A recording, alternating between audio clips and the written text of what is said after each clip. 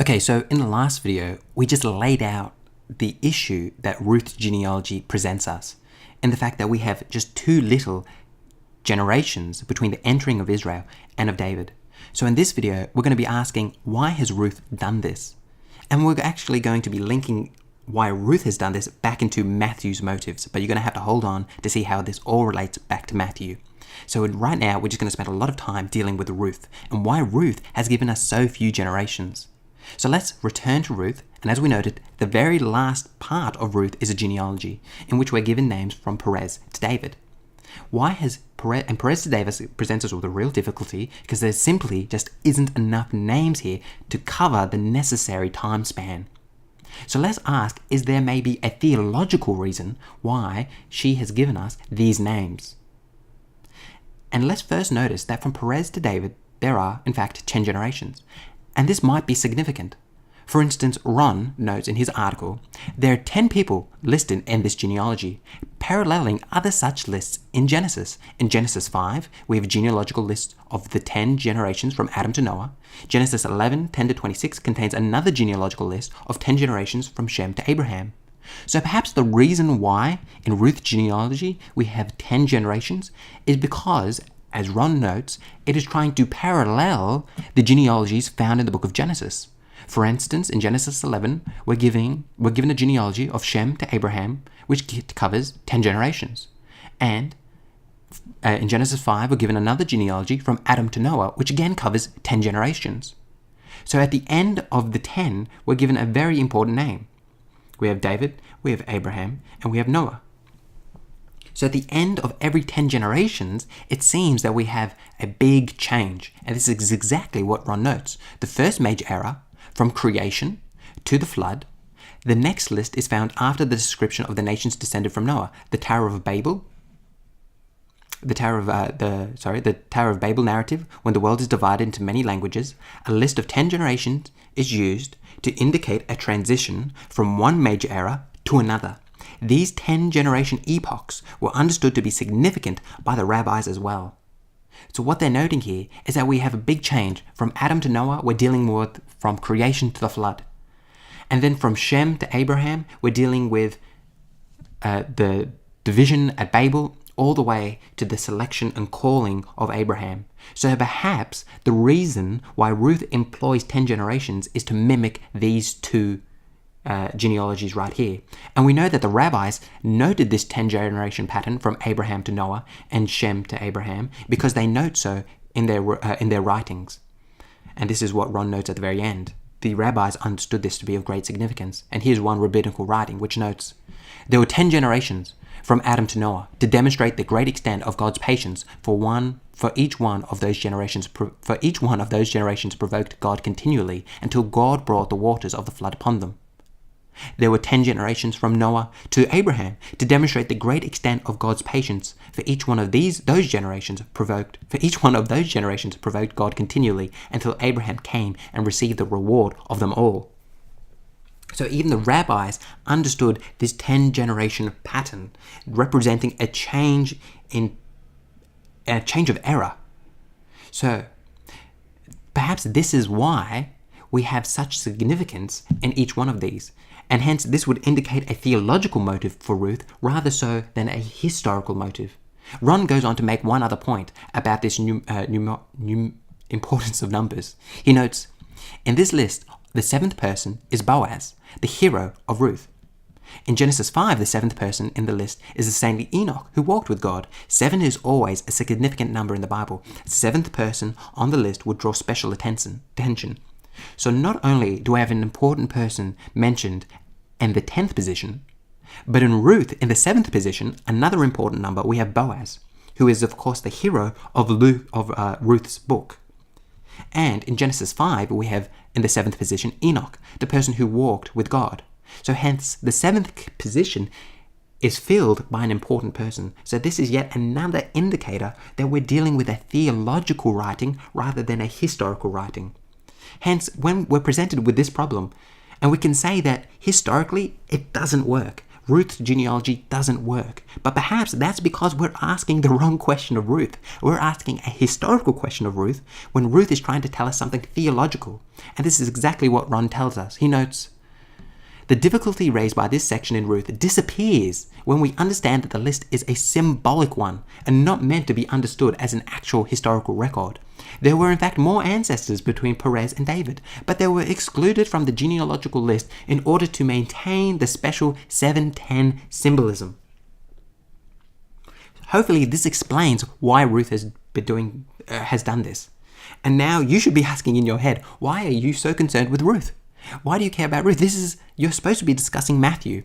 And hopefully you should notice that this quote right here that Ron makes about Ruth, I believe we could say the exact same thing for Matthew's genealogy. That if you're reading Matthew's genealogy as a historical record, you're going to have real issues. Matthew, like Ruth, is symbolic. And furthermore, I think we can demonstrate that Matthew is actually explicitly drawing upon Ruth. Matthew is using Ruth as a source. And let's discuss this. This point is made by Kennedy in his book, and he notes all the names in Matthew 1, 3-6, from Judah to David, excluding Zerah and Rahab, appear in Ruth 4. It can be reasonably supposed that Matthew took these 10 names from Ruth 4, 18-22, added Judah, Perez's father, who had appeared in earlier 4:12, then the three important patriarchs, Abraham, Isaac, and Jacob, were added, causing the list to contain 14 names. So here, Kennedy is arguing that perhaps Matthew is drawing upon Ruth to get his names. So obviously, Perez and David are all found in Ruth, and then perhaps Abraham and Judah were added on by Matthew. This is, of course, a bit of a strained argument. I think there's pretty good evidence to say that Matthew is drawing upon 1 Chronicles. But nevertheless, this is an interesting issue. And it becomes even stronger when we continue to read in Kennedy. He notes, of the 4 Old Testament women mentioned by Matthew, 2 are listed in Ruth 4.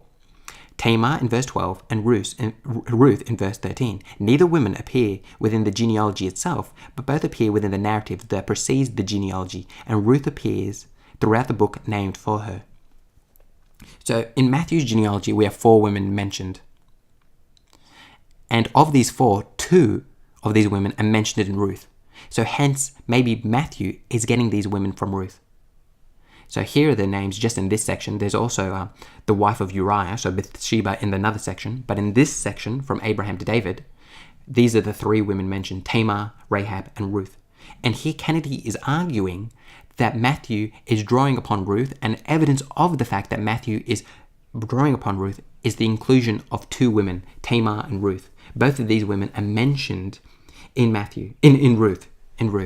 I actually don't think Kennedy is correct in regards to Tamar, because yes, Tamar is mentioned in the book of Ruth, but Tamar is mentioned in the 1 Chronicles genealogy, and it just makes far better sense that Matthew has just copied Tamar because she is found in the 1 Chronicles genealogy.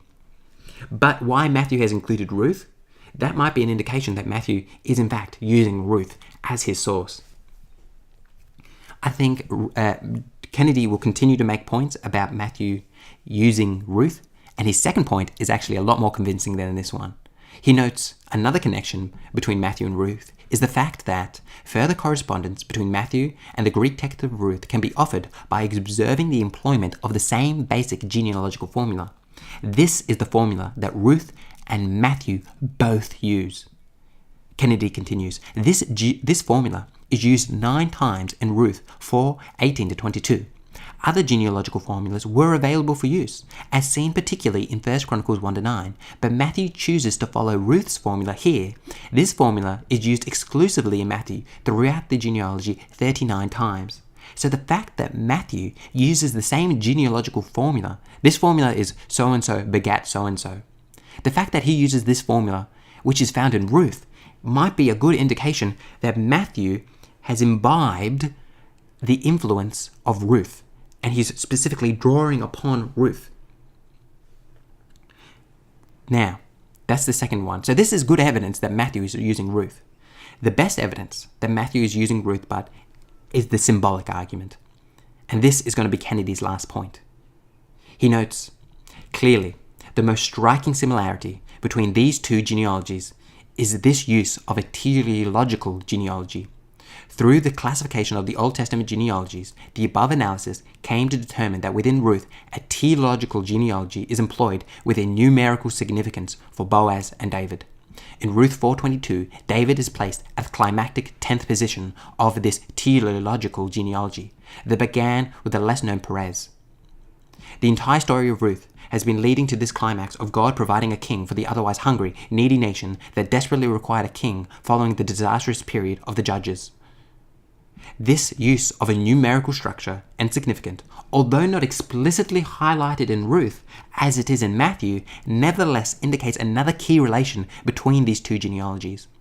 So this, I think, is the strongest argument that Matthew is using Ruth.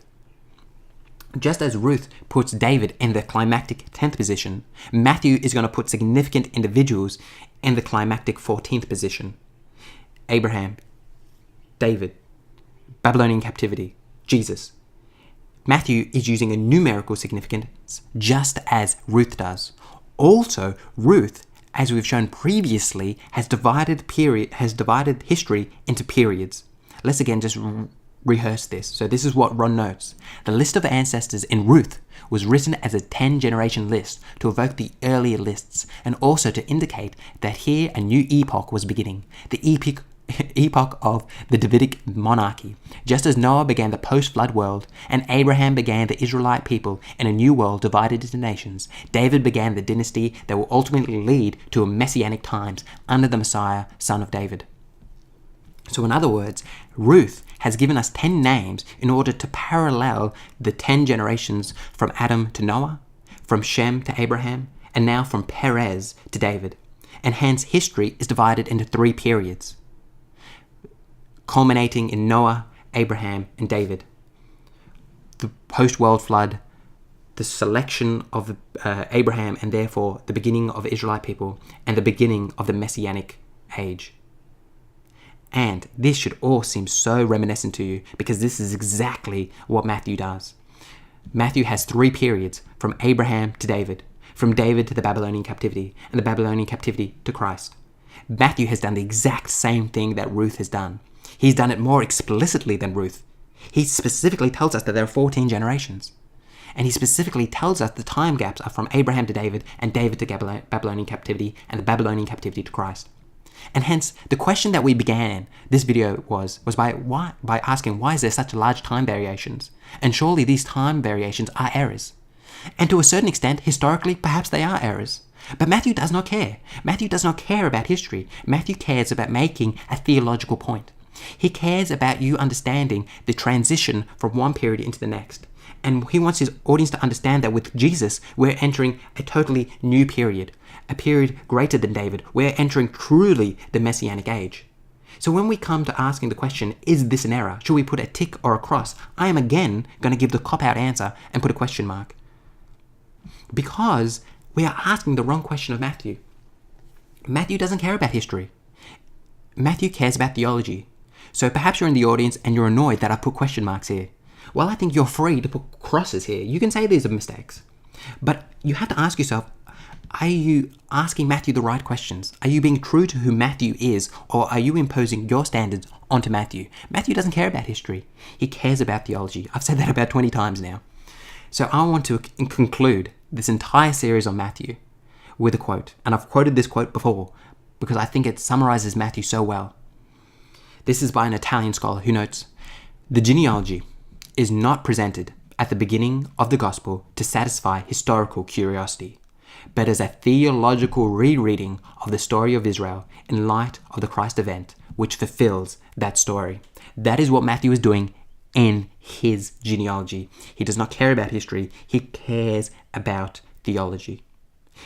If you've enjoyed these videos and you've enjoyed kind of me breaking down all the alleged errors in Matthew and working through them, I'm going to be doing the exact same thing now with Luke. And then after we've completed doing this with Luke, we're then going to compare Luke and Matthew together. So it's going to be a long journey, and I hope you join me. I've enjoyed it. I hope you've enjoyed it. I'll see you later.